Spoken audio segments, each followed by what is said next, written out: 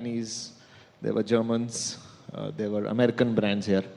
But people never thought that in our industry, Indian brands can still do something. And unfortunately, in the telecom side, Indian brands could not, do much when the Chinese came in. So people like us, brands like us, we were also looked down upon even before we started. I always say our death story was written before we were born. That Indian brands can't do shit, right? And it was tough. We believed in ourselves. We believed in the changing Indian consumer, and we made a brand which was born in India, right?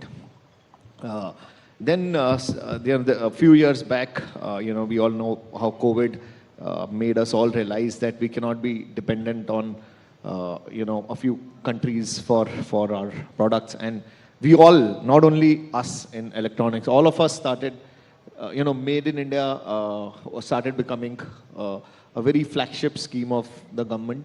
And we all started investing our time, effort, and money in making in India. And we are very proud to say that, last quarter we made 1 crore units in India. Wow. So, going back to our line, when people say you can't do it, there is an inner confidence which says, hum bhi bana lenge.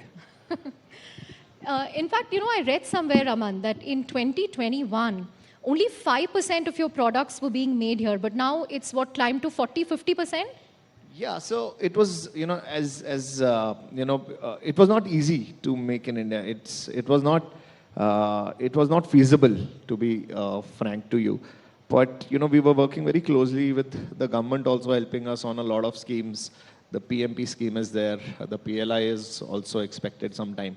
So I think there was a constant push and pull. And, with the support of the government, with the policies becoming easier, we also thought we are not a manufacturing company. We never done manufacturing ever.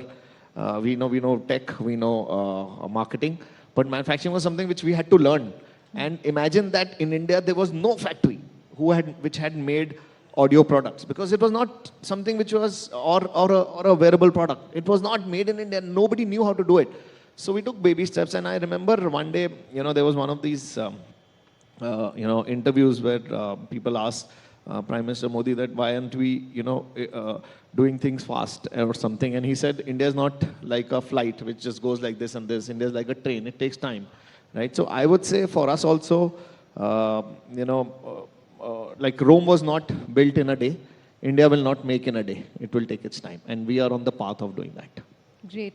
Tarun, your journey as a maker of electric vehicle, an electric scooter, since the time you started, which was 2014, 2015, there are now over 1 lakh Ather scooters on the road in India.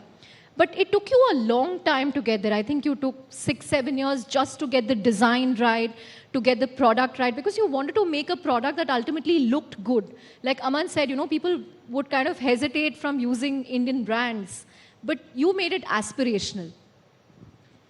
So if you see our trajectory, it's, by the way, we're in our 10th year now, so just approaching the first decade.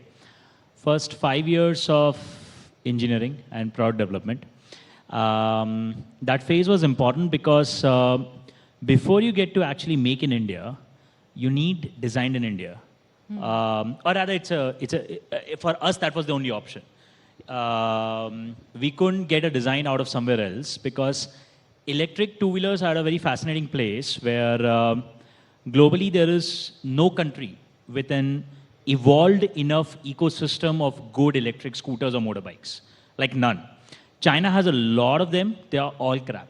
Like they're all really crap by our standards. Indian standards, none of those vehicles make any sense. So we were at a very interesting place where if you want to build electric two-wheelers, you literally have no place to borrow from. So we had to build the platforms from scratch. We had to do all the engineering from scratch. I remember when we hired this testing lead from one of the legacy auto OEMs. He's like, we have no test protocols that work for an electric vehicle. And our team started writing the first protocols, to my knowledge, for scooters in India, electric scooters in India. And they had to write 2,000 of them. Like we conduct 2,000 tests per vehicle every time we move them to production. So 2,000 tests per vehicle. Yeah. When you would conduct, what, 400 tests for a normal petrol vehicle? Some small number versus some very large number, basically. Yes. So there was a lot of fundamental building required. And our bet was that you have to have a fantastic product for the customer to flip them, but you also need incredibly strong platforms. You need IP. So we had, and this was not typical startup journey. So our journey was difficult because unlike typical startups where you have the concept of minimal viable product, you have this entire theory of get to market fast, fail fast. Think about Ather's journey. First 5 years, 0 revenue, 0 customers, 350 engineers doing product development, nothing to show for it except prototypes. So did your parents ask you, Tarun, what are you doing with an They IIT still ask degree? me. They still ask me, what are those engineers doing? Like, abhi bhi, nobody believes it, that you need people to actually do. They still keep checking. So then in 18 we launched, and then the real hard work began. So we launched a product, good reviews, and we realized there's no local ecosystem. So we can't scale up supplies. So we had to spend the next 2-3 years building a lot of our suppliers along with us. Some on electronics, but a lot of them on things like even traditional auto guys who are not doing stuff for electric. There's a lot of supply chain buildup required across the spectrum. There's a lot of convincing required because Indian OEMs would not even get supply. If you want to get lithium-ion cells, until a couple of years back, it was ridiculously hard to even get lithium-ion cells from external suppliers to Indian market. They're like, India market is not important. Nobody will build and sell EV in India. Why would we sell to? They would not even have offices in India. So it was a pretty fascinating journey. And in this 10 years, the revenue, 90% of our revenue has come in the last year. Wow. So 10 years ka cumulative revenue, all of it has come basically in the last year. It's 9 years of build-up and just 1 year worth of actual proof that's finally come out in the some level of space. patience. Yeah. So, at least Aman is making audio products and smartwatches. Tarun is making vehicles. But Srinath wants to make rockets. And before I let you talk, I have to ask you, have you seen Rocket Boys? Yeah, very much. Size is increasing as we are going down the road. The scale and scope is just going up. We'll finally come to the man who has all the money, Abhay. But Srinath, rockets, were you inspired by Homi Baba, Vikram Sarabhai, or Elon Musk? All of them, but actually my first inspiration comes from, I think we didn't have cable TV at home when I was growing up for a very long time. So only Doordarshan, and PSLV launches used to come on Doordarshan, right? And my granddad used to be in Doordarshan. So I ended up watching them not by choice, but then I grew up as like every kid has this fascination for space, right? So somehow that was there. And I think it took me a while to realize that I can take the steps to go ahead and build something like that or try to build something like that in India because it took me into electrical engineering, then financial engineering, and then back to aeronautical engineering. Did a lot of things before I figured that there is a business model as well that is possible, right? And for that, a lot of credit goes to SpaceX because they proved that you can actually make commercial products out of space. But when I was in the US, I also realized that there's a lot of respect for the tech that ISRO has developed. So that is actually one slight difference between what we just heard right from Aman and Tarun as well. At least in the space sector, India is not by definition like a bad product builder. You already have credibility at that level. Now your onus is about, okay, now that ISRO has already done all that, where can we take it from here? We are actually having the opportunity to stand on the shoulders of giants, right? So from here, where can we take it? And I So think that the was- government gave you a helping hand by opening up the private sector. So Yeah, ISRO, yeah. in a sense, is actually helping you. Yes, definitely. I think in 2020, during the Atmanirbhar reforms announcement, so we were all at home. I mean, like most of us, I think I was also at home watching, I think the finance minister talking about it, right? Like she was like actually coming out with slide after slide of what are the reforms coming. And then the very last slide was about space tech. This completely took us all by surprise. And I think that actually translated to reality last year in June when the Prime Minister himself came down to inaugurate in space in Ahmedabad, right? And it is with their help that we have done our engine testing at ISRO. We have opened our launch pad within Sriharikota. So all of those things, at least for space tech, you do need that government support directly. And I think the government has opened it up in a big way. So when can we expect a 3D printed rocket from AgniKul Cosmos launch into space? Yeah, I think hopefully in the next 30 to 45 days. We actually wanted to do a launch by end of last year. Thank you. But it's a very new launch in the sense, new launch pad, new engine, new vehicle, and a whole bunch of new avionics. So like what Tarun said, a lot of design in India going inside that. So we want to take our time to get it right. Hopefully in the next 30 to 45 days, I'm sure we'll all be cheering him on to see the first 3D printed rocket go up there. But Mr. Tyagi, all of these innovations depend on one raw material, which is your chip, semiconductor chip. And there, unfortunately, despite a PLI scheme being launched many months ago, India hasn't been able to make headway. We still don't have a big investor coming on ground. Of course, there are proposals, agreements, etc. Why do you think we are falling behind when it comes to building fab plants or, semiconductor chip facilities? Why is there this inertia? Chandra, before coming there, just wanted to put some context and perspective to electronics and semiconductor in India. So, if you look at last year's import data for India, oil being number one item historically has been number one. Gold has been historically number two import item for India. But last year, electronics import over to gold imports in India last year. So that brings us to the point that how Atmanirbharta in this field is important. Now, semiconductors, you just heard the story of, Ather engineering for 7 years or rocket engineering for longer time. So designing and building semiconductors is also equally hard, if not less or more, because you require large working capital for long period of time. The perfecting a design of a complex chip takes 4 to 5 years.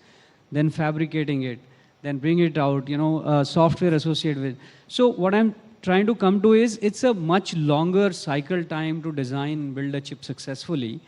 If you look at some of the other countries successfully doing it like US or Taiwan or Japan or Korea, they have been at it for last 40 to 50 years. And we just talking about launching a, incentive scheme to manufacture chip here in just 1 year. So we have to have patience like these entrepreneurs had to build their business. I can assure you, I just recollect the dialogue of Amitabh from Devar where he says, "Mere paas maa hai." Taking cue from that, हमारे पास माँ मतलब market है. When there is a market, then obviously the investment in the chip and everything will come. We just have to have little more patience because companies that are building semiconductor chips, they have usually 5-year plans of investment into the fabs, test and assembly, etc. So these are not going to be quick and easy decisions for anyone to come, but we believe that in next couple of months, we should hear the first announcement in semiconductor manufacturing in India. Right. You spoke about patience and market, but what about subsidy? I mean, 10 billion subsidy by India is great, but contrast that to US. I think US is what, 63 billion chip subsidy. Yeah. China's talking about 143 billion. Yeah. So is this too little, too late? No. Let me put again in context. So semiconductor chips are made at different, geometries or nodes or different technology nodes. And every application in the world doesn't need the cutting edge technology. So if you're building a server or a computer or a cell phone, you need a very cutting edge chip. And that chip, if you have to build a factory, it might require $20 billion. But if you're building electric vehicles, like Tarun is doing, automotive usually needs chip at different geometry levels. That investment is not that large. So $10 billion is a good enough money to start with for someone, right? Central government is putting 50% subsidy upfront on the table if somebody comes to manufacture it forward. And then state governments are willing to add another 10, 20, 25% on top of it. So this is one of the best known incentive scheme for semiconductor manufacturing. It's It's a good time to start. I would say this is a Y2K moment for semiconductor manufacturing in India. So let's stay tuned and let's stay patient. It should happen. Okay. Abhay, you're the man with the purse strings. So, how tough is it to fund companies in the deep tech space? Because Tarun, for 9 years, he would have told you, I have zero revenues. And Aman said, we were considered dead before even we started. And Srinath, again, has a moonshot target in mind. So is this something that traditional NBFCs will look at? Or is that why we need risk capital or venture capital in this space? Or is there a mindset shift happening now? So basically, post-COVID, we have come out with a different skill set. If you see all the lenders, they are looking for some innovation. They are open, they are exploring new opportunities. And market has moved to a cash flow-based lending rather than just seeing at a ITR and so many other things. If you look at startups also, they are paying all the statutory dues on time. They have the PDF banking statement. There are so many other data points, digital footprints are available. On the basis of that, I think we are able to take a call and we are able to fund these kind of companies. But of course, yes, for a lot of private banks and few other banks, they require a lot of other things, vintage and so many other things. But a lot of traditional NBFCs, now they have moved to a fintech kind of model, wherein they focus on a cash flow based lending and they're able to provide working capital limit and that too without collateral up to a certain limit. And do you see many MSMEs emerging in these areas that will perhaps work in the electronic space, the wearable space, the EV space, and so on? Yeah, so lot of MSMEs which we are targeting, I think they come from different sectors. So there is no sector specific as such. It's all about the innovation, counterparty, take call on promoters, and so many other parameters. So there is no specific criteria right now in terms of lending. The only cash flow is one part. There are so many other factors which every lender will look into it. Right. Aman, when Tarun was talking, he spoke about how not just make in India, but also design in India.